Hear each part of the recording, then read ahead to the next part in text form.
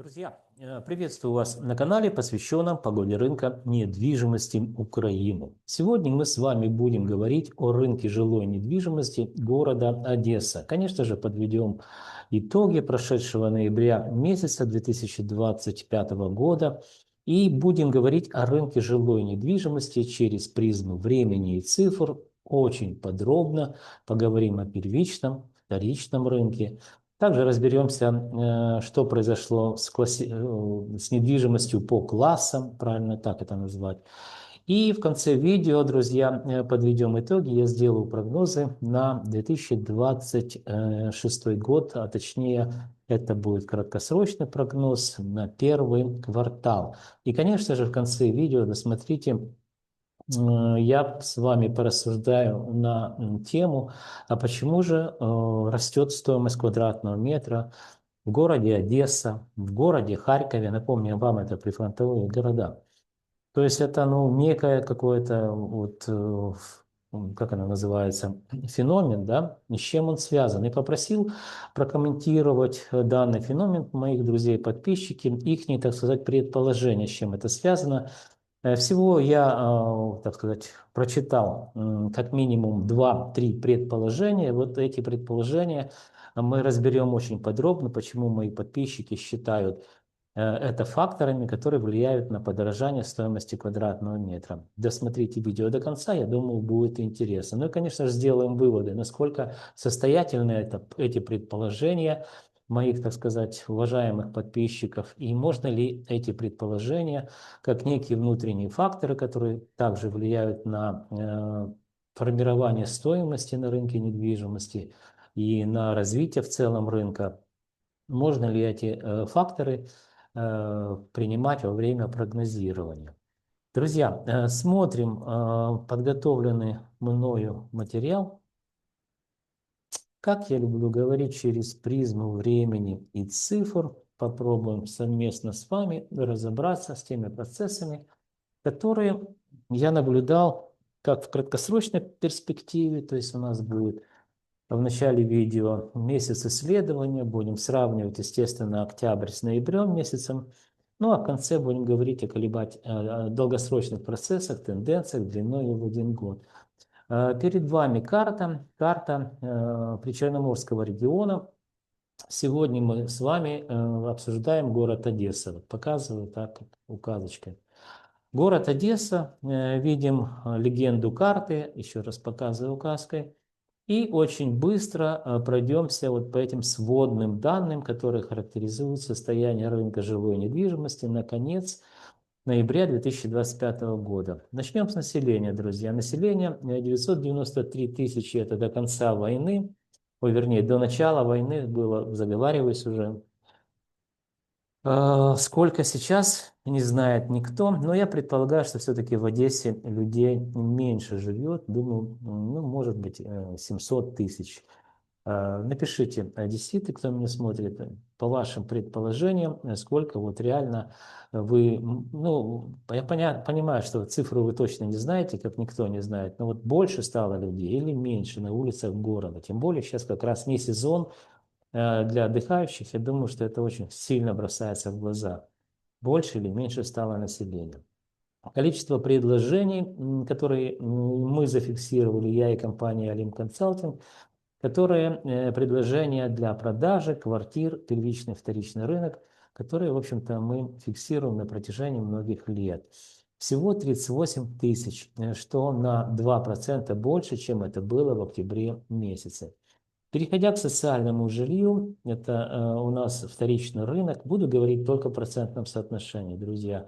Держитесь за стулья. Рост за 1 месяц составил 0,83%. Это в городе Одесса, где уничтожается портовая инфраструктура, да и инфраструктура города. Да. Я понимаю, что море, я все понимаю.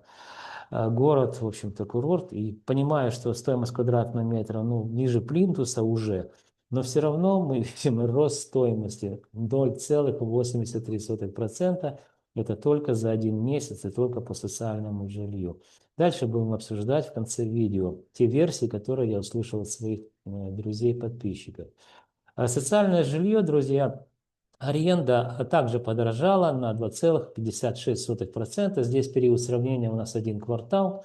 Сравнили второй квартал с, естественно, даже первый квартал, я сравнил два квартала, март месяц с сентябрем, и видим рост 2,5% за, получается, это у нас за 9 месяцев, да, за 9 месяцев. Незначительный, но все-таки это рост, друзья. Переходим эконом-комфорт бизнес-класс, это у нас также вторичный рынок. Рост плюс 0,53% за месяц. И переходя к первичному рынку квартиры эконом-класс, видим ту же самую динамику роста, плюс 0,78%. Первичный рынок комфорт бизнес-класс, рост плюс 1,03%. Ну и первичный рынок элитный класс, рост плюс 0,70%. То есть по всем сегментам, друзья, рынка недвижимости, по всем классам мы видим медленный и уверенный рост стоимости квадратного метра, включая, естественно, аренду. Давайте посмотрим, что произошло. Это декомпозированные данные, то есть данные более подробные по каждому классу жилья. Видим, что перед вами карта в разрезе административных районов. И видим, друзья, что вот здесь надо было плюс поставить, я, друзья, не поставил. Но это видим, что рост плюс 1% за месяц, Пересовский район.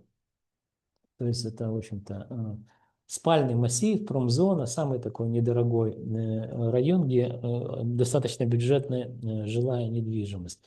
И наименьше всего подорожала недвижимость, видим, в Приморском районе, плюс 0,69%. Переходим к следующему слайду. Он появился благодаря вашим просьбам. Вы просили, Андрей, покажи, пожалуйста, нам, сколько было или какая стоимость квадратного метра с начала войны и по сегодняшний день. Я это все фиксирую на протяжении, ну, наверное, уже 20 лет, может, чуть меньше. Поэтому давайте разберем этот график-рисунок. Период сравнения март 2022 год. Напомню вам, что война началась в феврале, 24 февраля 2022 года. Итак, мы видим, что первый год войны показал нам снижение там практически по всем областным городам. И мы сейчас по Одессе говорим, где-то около 8-9%. Ну, можете посмотреть рэперные точки или маркеры, которые статистически присутствуют, можете, так сказать, посчитать самостоятельно. Я просто точно не помню. Где-то в районе, наверное, 9%. Дальше мы видели второй год войны, стоимость квадратного метра даже подросла вот в 9 месяце, видите, это третий квартал. Потом чуть-чуть снизилась, то есть практически некая плата. Я уже устал об этом говорить, это было связано не с успехами в экономике Украины, это было связано с тем, что второй год войны, помните, контрнаступление, и с каждого утюга, контрнаступление, естественно, украинских войск, с каждого утюга нам говорили, что война закончится быстро, поражением Российской Федерации, и пить кофе будем где? На набережной города Ялты. Естественно, люди, которые планировали там что-то продавать, они поставили, так сказать, продажи на паузу. Не перестану повторять. Поставили на паузу же в эту, как она, Конституция, да, ну и тут поставили рынок недвижимости на паузу. То есть практически ничего не произошло за второй год войны. А вот третий год войны был самым таким удручающим для рынка недвижимости. И мы видим, что здесь стоимость квадратного метра подешевела там порядка 13 или 14%, друзья. Ну так очень и очень существенно. И вот с февраля месяца 2025 года, с какого-то перепуга, как я говорю, мы начали поквартально отслеживать. И вот последний квартал, вы видите, начиная с 9 месяца, это сентябрь, октябрь, ноябрь, я уже даю вот такие эти помесячные. Ну, чтобы читабельный был график, мы все равно видим рост стоимости квадратного метра. То есть с чем это связано, друзья, обсудим в конце видео. А вы не забудьте мне написать свою версию. Почему при фронтовой Одессе дорожает стоимость квадратного метра. Но в целом, друзья, Отвечая на тот вопрос, видите, внизу экселевская табличка данных. Excel посчитал, программка. За период войны, сравнивая, естественно, первый квартал 2022 года с ноябрем месяцем 2025 года, рынок недвижимости подорожал на 9,45%, на 9,5%. Поэтому, отвечая на ваши вопросы, говорю, что рынок недвижимости подешевел на 9,45%. Я, по-моему, сказал подорожал, подешевел, да. Только последний год мы увидели незначительный рост, если в годовом измерении посчитать, ну дальше я вам покажу, это порядка 1%, то есть незначительные колебательные вот эти процессы. И то это последний, так сказать, год, начиная с февраля месяца 2025 года. Друзья, переходим к следующему слайду. Здесь очень быстро с вами проговорю, что произошло на рынке аренды. Здесь социальное жилье. Вот красным шрифтом рассмотрим данную, так сказать, строку. На 2,56% подорожала недвижимость. Сравнивали мы март месяц, это первый квартал, с сентябрем месяцем. То есть 2,5% в принципе неплохой рост для привоенной, вернее, прифронтовой Одессы, так правильно надо называть, да? Итак, переходим к следующему слайду. Здесь квартиры эконом-комфорт бизнес-класс, также вторичный рынок, рост плюс 0,53%. Вы можете посмотреть в разрезе административных районов стоимость квадратного метра и увидите, как она сильно отличается квартир данного класса. И в данном случае рост в процентном соотношении всего лишь за 1 месяц. Следующий слайд. Первичный рынок, квартиры эконом-класс. По административным районам можете посмотреть стоимость квадратного метра в долларах. Напомню вам, что первичный рынок – это квартиры, не сданные в эксплуатацию. Ну и в данном случае рост в процентном соотношении также всего лишь за 1 месяц. Следующий, друзья, слайд. Здесь мы с вами говорим о первичном рынке квартиры комфорт бизнес-класс, которые подорожали аж на 1%, 1,03%. По админрайонам стоимость квадратного метра можете посмотреть. И рост в процентном соотношении также всего лишь за месяц данного класса жилья. Последний, друзья, слайд, который характеризует состояние рынка недвижимости и период исследования ровно 1 месяц. Мы видим, что это уже элитный класс, который также подорожал на 0,70%. Уже видим, что осталось 2 административных района. Киевский – это центральная там часть Киевского района. Приморский – это центральный район. Но сильно отличается стоимость квадратного метра в зависимости от локации. Вы это тоже видите. И рост в данном случае за месяц тоже положительную динамику наблюдаем. Переходим, друзья, к тенденциям длиною в 1 год или 12 месяцев. Мы видим традиционный мой график, рисунок, гистограмма, что произошло на примере класса социального жилья с недвижимостью в городе Одесса. Период сравнения ноябрь 2024 год $713 за квадратный метр. И уже, естественно, ноябрь 2025 года $728 за квадратный метр, что в годовом измерении показало нам динамику роста в Одессе плюс 2,10%. Да, я сказал, по-моему, 1,5%. Нет, 2,10%. То есть динамика очевидная. И также, друзья, прошу обратить ваше внимание, мы даем индексы жилой недвижимости, класс социального жилья в данном случае обсуждаем, он положительный, единичка, запятая 0,21. Друзья, немного саморекламы, без нее никак нельзя. Ну, во-первых, расскажу вам, что такое индекс. Индекс – это макроэкономический показатель, который характеризует состояние стоимости недвижимости во времени. Он, в общем-то, считается просто, если у вас есть статистические данные. Показываю 728, делим на 713, получаем рост 2,10%. или же индекс положительный единичка, запятая 0,21. На протяжении многих лет, больше 10 лет уже, я и компания Alim Consulting для крупных украинских системных национальных банков готовим индексы рынка недвижимости по всем классам, по всем сегментам, там больше 12 сегментов только по Украине. Естественно, я знаю фокус-группу людей, которые интересны моей работе, которые смотрят меня, мой YouTube-канал. Это люди, работающие в финансовых учреждениях, это управление рисков или риск-менеджмент. В разных банках по-разному называются данные специалисты. Так вот, данные специалисты по крупицам собирают информацию вот об этих процессах, которые я вам показывал, да, на примере социального жилья, что происходит с рынком недвижимости или со стоимостью рынка недвижимости. Данные специалисты очень хорошо знают, как меняется стоимость денег во времени, а я один из немногих в Украине знаю, как меняется стоимость квадратного метра недвижимости по всем его сегментам и классам, также в Украине. Вот на примере соцжилья вы можете убедиться в этом, как меняется стоимость квадратного метра в городе Одесса.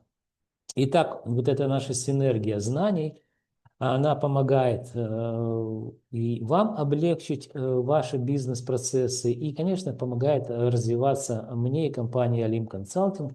Для того, чтобы меня найти, вы просто посмотрите описание YouTube-канала. Там есть Viber телефончик, напоминаю, это Viber телефон.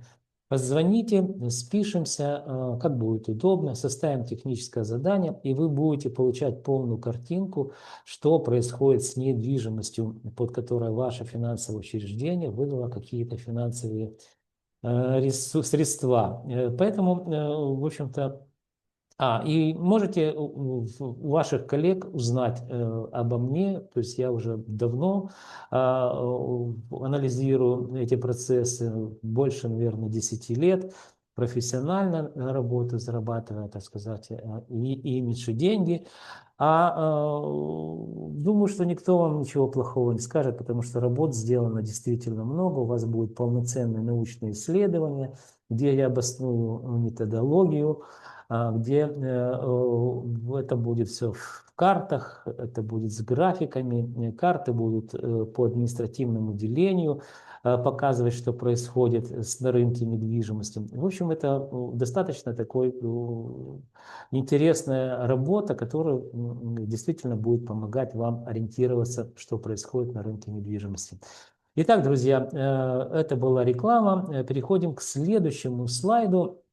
Прежде чем говорить о прогнозах, и потом мы будем же разбирать все версии, которые мне предложили мои подписчики, почему дорожает недвижимость, ну, в данном случае город Одесса, хотя эти тенденции, наверное, присутствуют во многих городах, которые должны показывать, по идее, снижение стоимости квадратного метра, такие как Чернигов, такие как город Харьков, там растет недвижимость, то есть это явно приграничные города областного значения, и в них тоже рост стоимости квадратного метра.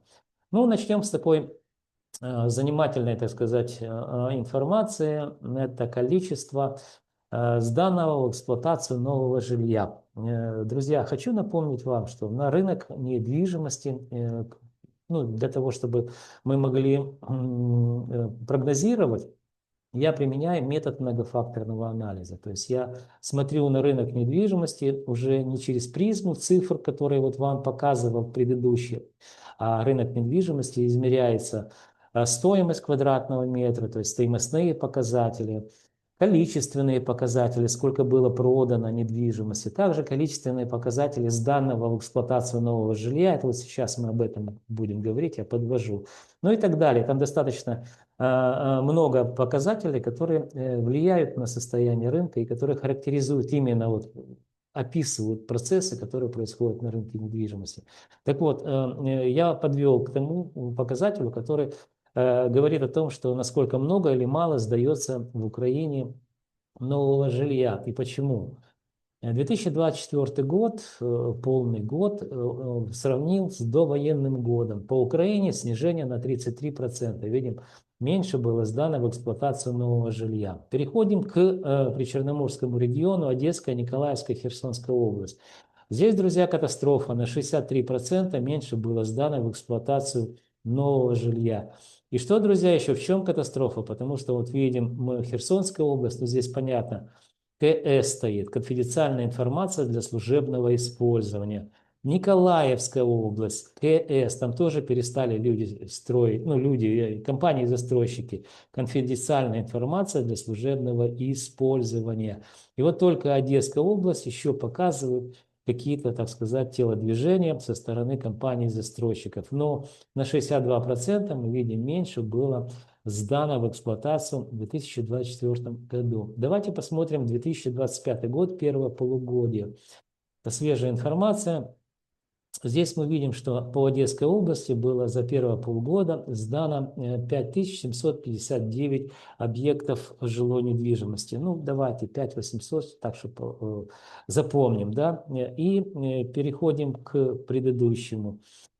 Здесь 6121 объект было сдано за год. То есть если мы применим метод экстраполяции, ну, линейный, хотя это нельзя делать, но давайте для примера, то мы увидим, что 6000 уже было за полгода сдано, плюс еще 6000, что в Одессе, в общем-то, увидим, ну, значительный, так сказать, рост в сравнении с 2024 годом, но все равно это будет, если сравнивать с довоенным периодом, это будет где-то минус, наверное, 50% снижения в 2025 году. Ну, посмотрим, потом я сделаю такой же слайд. Может, будет не 6 тысяч, вот здесь мы, видите, отталкиваемся от 6 тысяч, а может будет 7 или 8.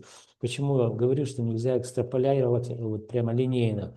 Скорее всего, это объекты, которые были заложены в начале войны, то есть до войны. Как правило, жилищный комплекс строится где-то вот как раз 3-4 года. То есть достраивают сейчас компании-застройщики то, что было начато до войны. А потом будет что, друзья? Потом будет, наверное, ну не все хорошо на первичном рынке города Одесса, как и, собственно говоря, на всем первичном рынке. Я вам уже показал данные. Ну а теперь давайте мы перейдем к самому интересному слайду. Вот здесь, в общем-то, расслабьтесь и постарайтесь погрузиться, так сказать, вот эти все цифры. Я специально для вас собрал официальную статистику. Внизу мы видим количество населения Украины. Давайте начнем с этого количества населения Украины. Скриншот сделал, он в открытом доступе, можете, служба статистики дает. 2022 год, видим, 2022 год, по данным службы статистики, в Украине было зафиксировано 41 миллион 167 тысяч 300, это население всего. Но здесь сделана сноска, видите, здесь вот или звездочка, или там какой-то значок стоит, это на первый квартал они посчитали, то есть они как бы стараются корректно давать информацию. Теперь, друзья, без труда вы можете найти информацию, которую я вот здесь выложил. Это данные ООН. Видим, что 7 миллионов 678 тысяч, и там я не вижу 300 или сколько. Это количество населения, это, которые мигрировали в Европу с Украины. Из них получили статус беженцев только 4, ну или захотели получить, правильно так, да, а получение временной защиты всего лишь там 5 миллионов, округлим больше сторону, 2 миллиона, в общем-то, не хотят получать данный статус. Но общая цифра 7 миллионов 678 тысяч. Также в российскую данные ООН можете посмотреть, зайти на их сайт. Также с начала войны в Россию уехали. Причем, вот смотрите, друзья, официальный сайт, да, они дают на русском языке, который, насколько я помню, да, наши яйцеголовые слуги народа запретили в Украине и сказали, что мы отменяем русский язык. Ну, отменяют половину населения, которое общается на этом языке, да. Хорошая история. Так вот, смотрите, в Россию, я не случайно, вот здесь украинская мова, здесь скриншоты с вот, источник, видите, Объединенная ООН, то есть это никак не пророссийская структура. Также в Россию выехало, видим, почти 2 миллиона, но по данным Российской Федерации 5 миллионов. Берем, скорее всего, это, наверное, 5 миллионов. Несложная математика, смотрите. Я прибавил количество людей, выехавших в Европу, и больше, конечно, чем в Российскую Федерацию. Получили мы 12 миллионов 678 тысяч беженцев, друзья. Теперь еще вот поупражняемся в арифметике или прикладной математике. Добавляем 500 тысяч. Это тоже без труда найдете количество двухсотых, да, убитых на войне со стороны Украины. При этом со стороны России пишут, что 1 миллион. Ну, я склонен, что, скорее всего, миллион поровну со стороны Украины, со стороны России. Итак, ну я посчитал здесь вот 500 тысяч. Ну и политики там уже говорили эту цифру, называли там верить, не верить, такое. Мы с вами просто вот хотим понять, а сколько же населения Украины, чтобы потом понять, а кому вообще в этой Украине строить недвижимость, и нужна ли эта недвижимость, ну и так далее, поразмышляем, да. Так, итого мы видим, что общее количество людей, которые покинули благословенную территорию Украины, это 13 миллионов 178 тысяч. Ну, непростая осталась, друзья, арифметика. Берем вот эти официальные данные, 41 миллион, отнимаем 13 миллионов, получаем 27 миллионов 988 тысяч, ну, практически 28 миллионов людей осталось в Украине. Посмотрите, когда только Украина стала самостоятельным государством, это 1991 год.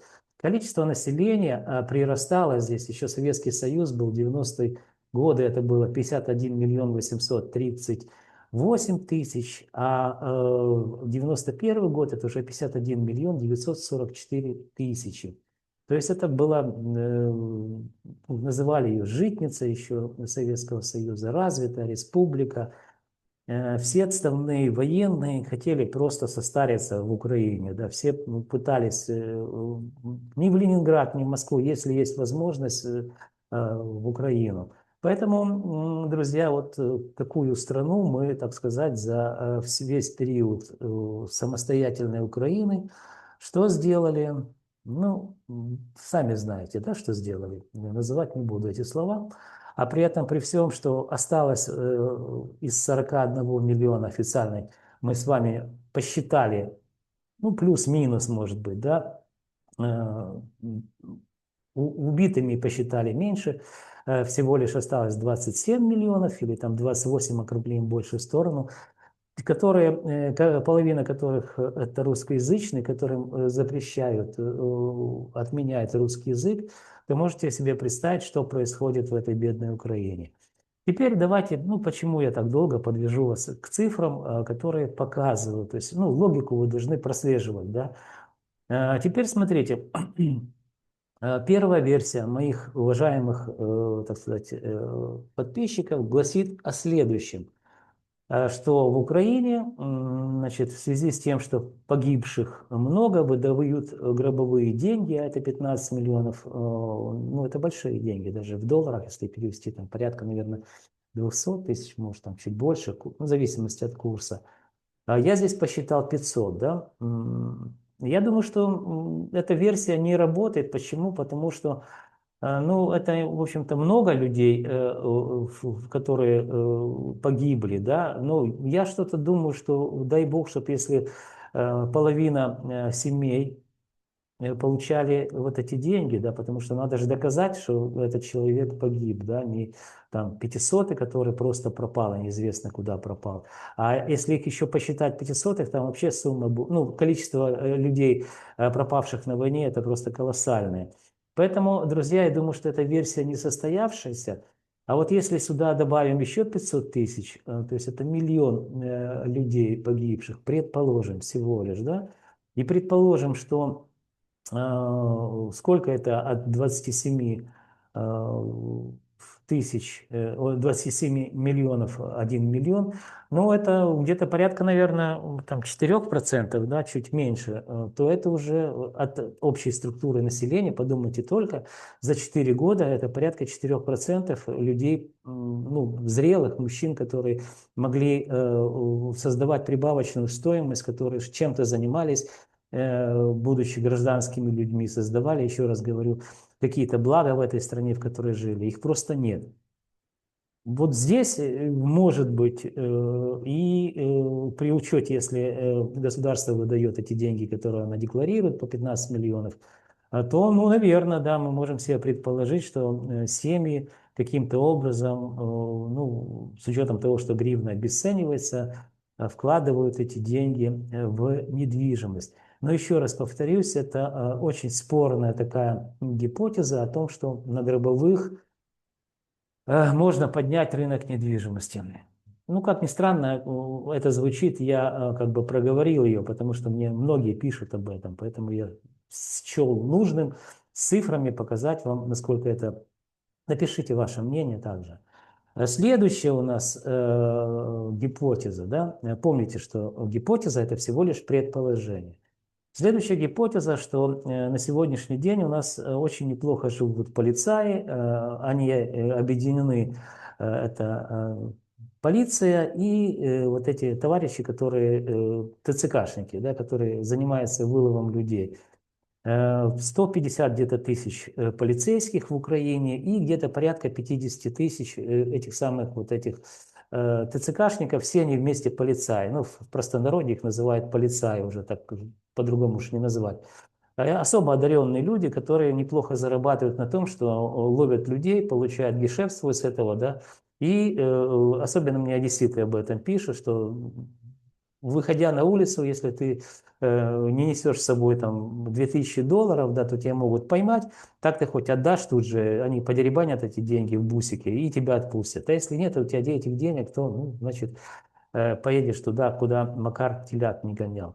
Так вот, предположим, что вторая версия, что у нас появилась некая прослойка людей, 200 тысяч, опять же, я посчитал вам, да, 150 тысяч это полицейские и 50 тысяч это ЦКшники, и при этом они неплохо зарабатывают. Ну, как зарабатывают, если это можно назвать зарабатыванием? Ну, наверное, судя по тому, как там военком Данилов, по-моему, одесский, да, за небольшие там 3 года в себе сколотил, в общем-то, солидное состояние в долларах причем, то можно поверить, что они там как-то на этом деле наживаются.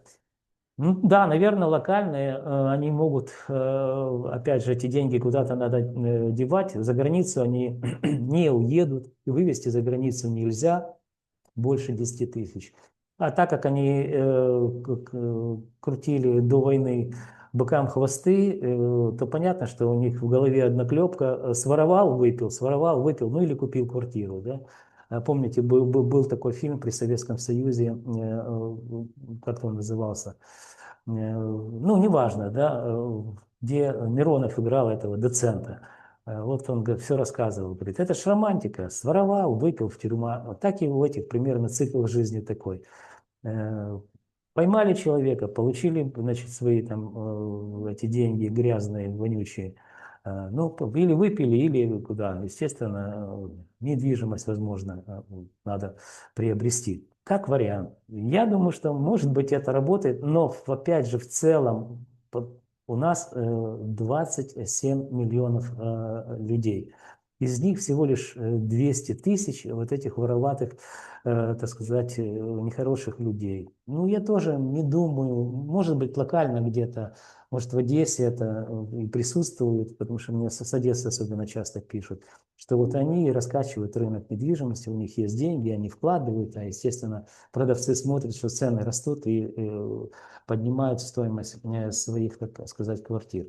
Не знаю, друзья, напишите, может быть, еще какие-то у вас будут соображения. Там еще есть третья версия, ну, давайте сейчас не буду озвучивать ее, она больше, так сказать, вообще фантастическая. Я посмеялся, не хочу сейчас ее озвучить. Может быть, в следующих видео, когда буду говорить по городу Харькову, ее озвучу.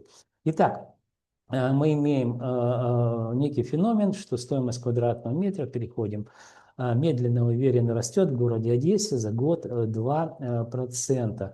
Ну, что я могу сказать? Давайте закроем.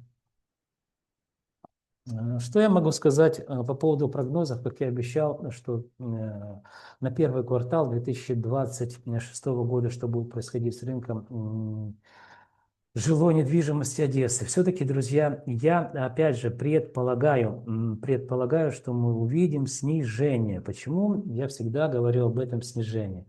Потому что, ну, вот один привел вам фактор, то, что количество на первичном рынке квартир, которые сдаются, в общем-то, по сравнению с довоенным периодом достаточно низкое. Это говорит о том, что даже вот эти военкомы не могут воздействовать на первичный рынок, и он все-таки сужается, как шагреневая кожа, становится меньше строить и сдавать в эксплуатацию, потому что строить для людей, а не для марсиан, а платежеспособного населения становится меньше и меньше.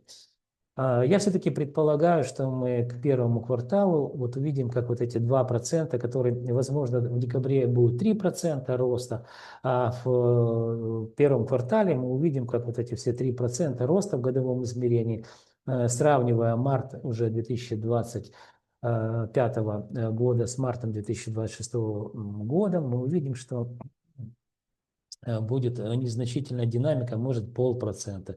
Может стоимость квадратного метра сравняется за год и вернется, так сказать, в те рамки, которые мы наблюдали в марте 2025 года. Ну, посмотрим.